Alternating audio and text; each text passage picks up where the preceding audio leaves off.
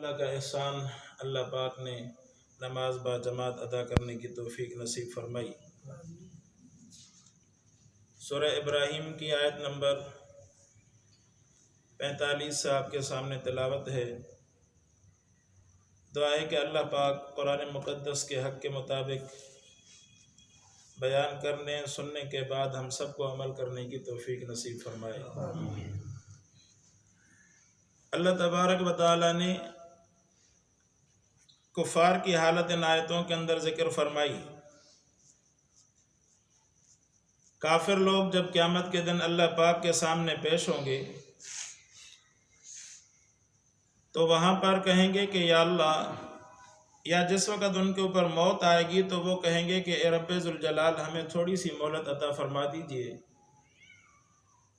تو اللہ پاک فرماتے ہیں کہ اچھا، وہ مہلت مانگتے ہیں اور کہتے ہیں کہ جناب ہمیں ابھی مہلت ملے تو پھر ہم فرما برداری کر آئیں گے، آپ کے رسولوں کی دعوت کو قبول کریں گے اور رسولوں کی تابع داری کریں گے۔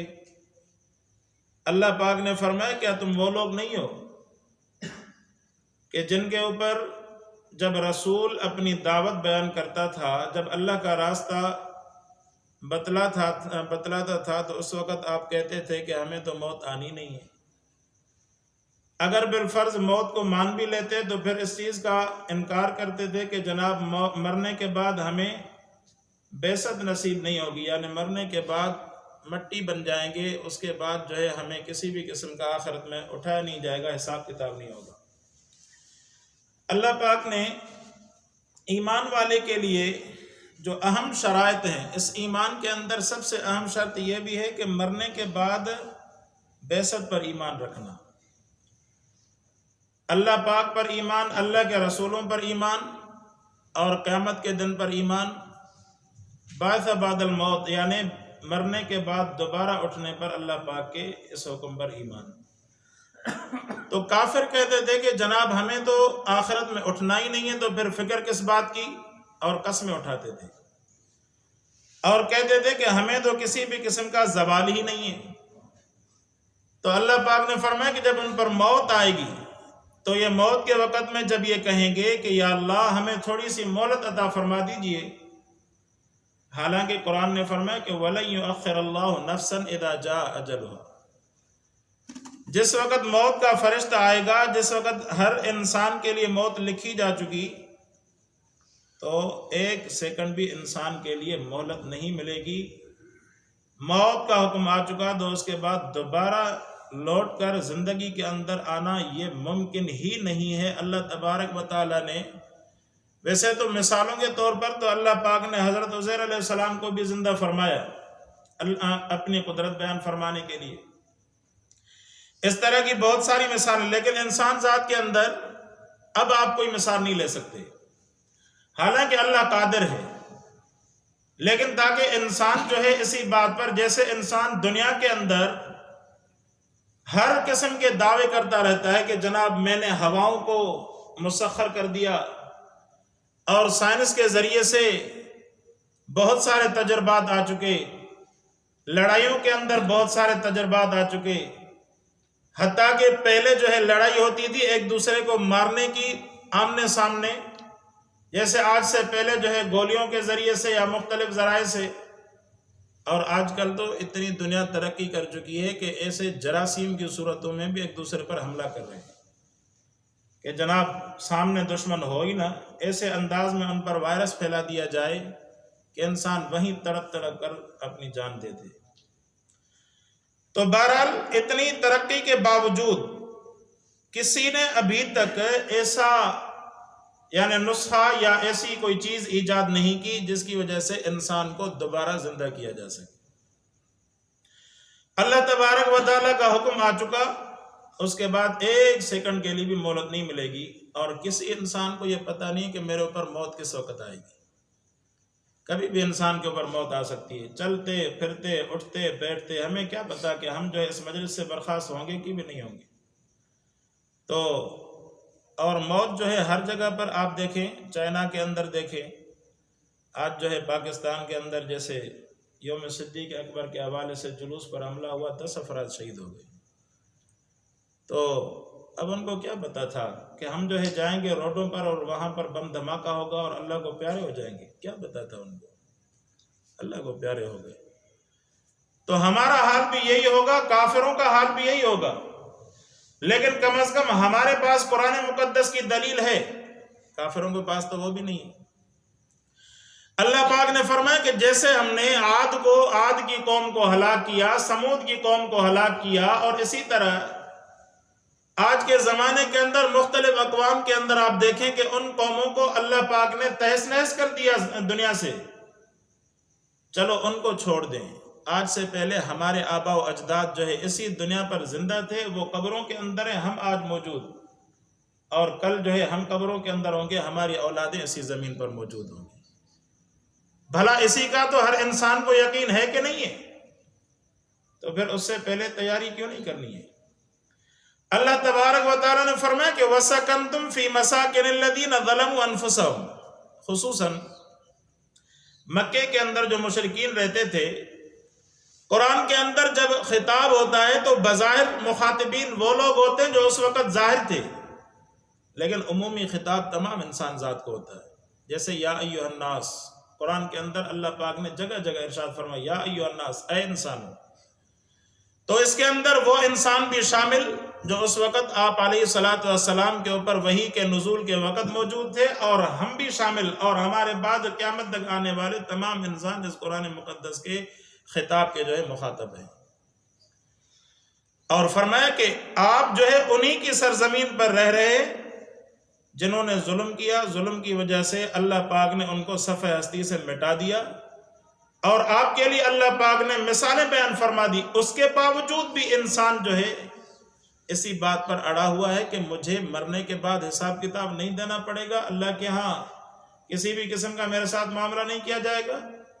تو قرآن مقدس نے ان چیزوں کو فرمایا کہ وَسَكَنْتُمْ فِي مَسَاكِنِ الَّذِينَ ظَلَمُوا، حالانکہ آپ زندگی گزار کر آئے ان لوگوں کی جگہ پر، ان کے مکانوں میں یا ان کی جگہ پر، الَّذِينَ ظَلَمُوا، جنہوں نے ظلم کیا، انفسہم اپنے نفسوں پر، وَتَبَيَّنَ لَكُمْ كَيْفَ فَعَلْنَا بِهِمْ، یہ بات آپ کے لیے ظاہر ہو چکی کہ اللہ پاک نے کیسے ان کے ساتھ معاملہ فرمایا۔ وَضَرَبْنَا لَكُمُ الْأَمْثَالَ، اور فرمایا کہ ہم نے آپ کے لیے مثالیں بھی بیان فرما دی۔ قرآن مقدس کے اندر اللہ پاک نے کئی مثالیں بیان فرما دی گزشتہ قوموں کی، تاکہ یہ امت جو ہے ہدایت کے راستے پر آ جائے، لیکن اس امت کو سمجھ نہیں آنی، اس کو اندازہ ہی نہیں ہے کہ مرنے کے بعد میرے ساتھ کیا حال ہوگا، اور اس کو پرواہ ہی نہیں ہے۔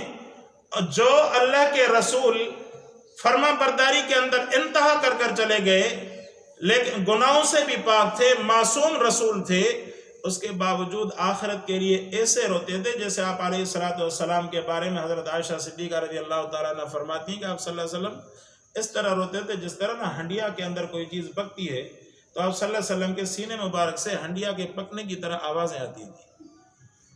تو جب اللہ کے رسول کا حال یہ ہے تو ہماری کیا اوقات ہے؟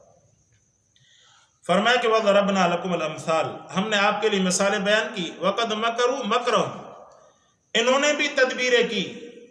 وَعِنْدَ اللَّهِ مَكْرُهُمْ، اللہ پاک نے بھی ان کے لیے تدبیریں فرمائی۔ وَقَدْ مَكَرُوا مَكْرَهُمْ، انہوں نے اپنے مکر کیے، تدبیریں کی کہ کس طرح، اب ان سے مراد یعنی شیاطین کے کارندے، انہوں نے کس طرح تدبیریں کی مسلمانوں کو جکڑنے کے لیے، مسلمانوں کو ایمان سے دور رکھنے کے لیے۔ ہر قسم کی تدبیر کافر کر چکا ہے اور کر رہا ہے۔ قرآن نے فرمایا کہ ایسی تدبیریں کہ پہاڑوں کو اپنے جگہوں سے ہلا کر رکھ دے، کافر ایسی تدبیر کر رہا ہے۔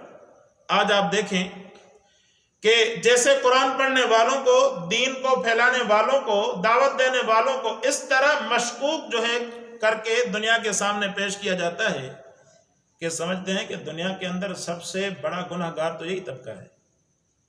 ایسے یعنی گری ہوئی نظروں سے لوگ دیکھتے ہیں جس سے معلوم ہوتا ہے کہ جناب ہم نے شاید جو ان کی کوئی چوری کی ہے یا ان کو کوئی نقصان پہنچا ہے، حالانکہ دوسرے معاشرے کے اندر دوسرے افراد سے زیادہ جو نیک لوگ ہوں گے وہ کم از کم دوسرے افراد کے مقابلے میں اچھے ہوں گے، لیکن شیاطین نے ایسی تدبیریں کر رکھی ہیں کہ لگتا یوں ہے کہ جناب سب سے بڑے مجرم تو یہی ہے۔ کسی کے چہرے پر داڑھی دیکھ کر وہ جو ایسے ڈر جاتے ہیں کہ جناب طالبان آ گیا۔ یا جو ہے کبھی ہم سے غلطی ہو جائے گی، کہیں گے جناب یہ جو ہے ریش کے ساتھ داڑھی کے ساتھ یہ غلطی کر رہا ہے. بھائی یہ داڑھی ہے، کوئی غلطی کو بریک لگانے کی کوئی بریک تو نہیں ہے، انسان ہے، انسان سے غلطی ہوتی ہے. کسی نے اگر نیک عمل کیا ہے، کسی نے اگر محمد مصطفیٰ صلی اللہ علیہ وسلم کی اتباع کے اندر کوئی چیز اپنے چہرے پر سجائی ہے تو اس کی ہمت افزائی کرنی چاہیے، نہ یہ کہ اس کو ٹارگٹ بنانا چاہیے. تو بہرحال اس طرح کی تدبیریں بہت ساری ہیں. آپ دیکھیں گے، جیسے میں مثالیں عرض کرتا ہوں کہ جناب گناہ کے اندر لوگ پیسے بھر کر ہزاروں روپے خرچ کر کے گناہ کے اندر شریک ہونے کے لیے چلے جاتے ہیں، لیکن نیکی کے اندر، نیکی کی طرف آنے کے لیے مفت میں بھی نہیں آتے. دین گھروں پر، اب اس طرح کا دین، خالص دین ہر انسان کے گھر پر مل رہا ہے، لیکن اس کے باوجود دین کی طرف آنے کے لیے انسان تیار نہیں ہے. کیوں؟ شیطان نے اپنی تدبیریں بنا کر یا اس طرح کا ذہن بنا کر، جناب ابھی تو عمر پڑی ہے، دیکھا جائے گا، اللہ مالک ہے، اللہ غفور الرحیم ہے. اس طرح کی تدبیریں انسان نے اپنے ذہن کے اندر بنا رکھی ہیں، اور ان تدبیروں کے ذریعے سے انسان جو ہے کسی نہ کسی طرح سے نیکی سے اور اللہ اور اللہ کے رسول کی اتباع سے اپنے آپ کو دور رکھتا چلا رہا ہے. تو یہ ساری تدبیریں آپ ذہن کے اندر جو سوچیں، بہت ساری تدبیریں شیطان کر رہا ہوتا ہے. فرمایا کہ وَعِنْدَ اللَّهِ مَكْرُهُمْ، اللہ کے ہاں بھی ان کی تدبیریں ہیں. وَإِنْ كَانَ مَكْرُهُمْ، اللہ کی تدبیر تو ہمیشہ غالب آ کر رہے گی. جیسے قرآن میں فرمایا کہ اللہ تبارک و تعالی، اللہ اور اللہ کے رسول کا حکم غالب ہو کر رہے گا. آپ کافروں کو دیکھیں، جتنی بھی محنت کر لیں، لیکن اگر ایمان والا سچا ہوگا محنت کے اندر، اس کے اندر اخلاص ہوگا، وہ اللہ کے سامنے رو کر اس کی ہدایت کے لیے دعا مانگے گا، یقین جانیے اللہ تبارک و تعالی اس انسان کے لیے ہدایت کے راستے کھول دیتے ہیں. صرف انسان کے اندر اخلاص ہونا چاہیے. فرمایا کہ وَإِنْ كَانَ مَكْرُهُمْ لِتَزُولَ مِنْهُ الْجِبَالُ، اگر جو ان کی تدبیر ایسی ہیں کہ جو پہاڑوں کو بھی اپنی جگہوں سے ہلا کر رکھ دیں. یہ ساری کائنات کی طرف آپ نظر دوڑا دیں، ساری کائنات کی طرف، خصوصاً نوجوان طبقے کو کافروں نے، شیطان نے اس انداز میں ٹارگٹ کیا ہے کہ وہ جو ہے نماز پڑھنا تو اپنے اوپر فرض سمجھتا ہی نہیں ہے، دینی احکام کی طرف متوجہ ہونا فرض سمجھتا ہی نہیں ہے. اگر دین کی کوئی دعوت دے تو بجائے اس کے کہ اس کی خدمت کی جائے یا کم از کم اس کی دعوت کو قبول کیا جائے، مزاحیہ انداز میں اس کا تمسخر اڑاتے ہیں. حال یہ بن چکا انسان، کیوں کہ اس کے ذہن کو اسی انداز میں پرویا گیا، اس کے ذہن کی اس طرح تربیت کی گئی کہ انسان سمجھتا ہے کہ یہ تو کوئی حیثیت ہی نہیں ہے. دنیا کمانے کے لیے انسان ڈاکٹر بنتا ہے، انجینئر بنتا ہے، اپنے پیسے بھر کر انسان انجینئر بننے کے لیے تیار، ڈاکٹر بننے کے لیے تیار، لاکھوں کروڑوں روپے خرچ کر کے یہ اپنی نوکری بنانے کے لیے تیار، لیکن مفت کے اندر قرآن مقدس کی تعلیم حاصل کرنے کے لیے تیار نہیں انسان.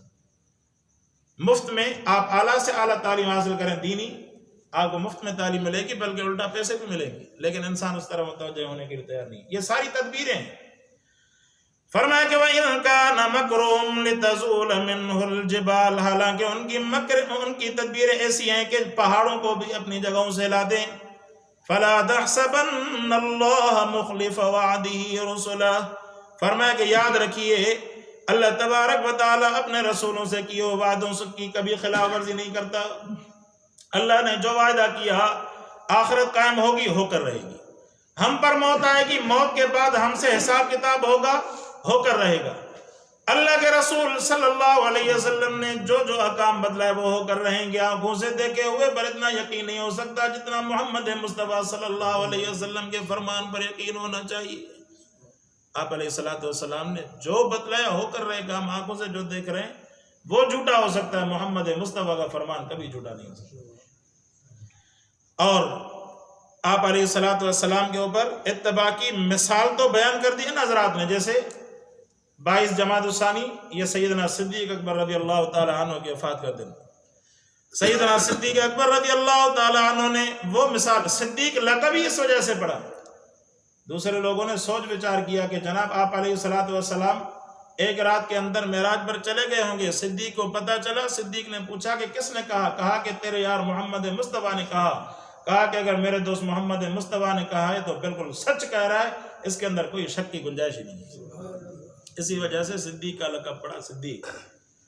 فرمایا کہ اندعتیکم من النار، فرمایا رسول اللہ صلی اللہ علیہ وسلم نے فرمایا کہ اگر دنیا کے اندر جنتی چہرہ دیکھنا ہو، ایسا چہرہ دیکھنا ہو جو جہنم سے آزاد چہرہ دیکھنا ہو، وہ صدیق اکبر کی طرف نظر کرتا جائے، اس کو اللہ پاک نے جہنم سے آزاد اور جنتی چہرہ بنا دیا ہے۔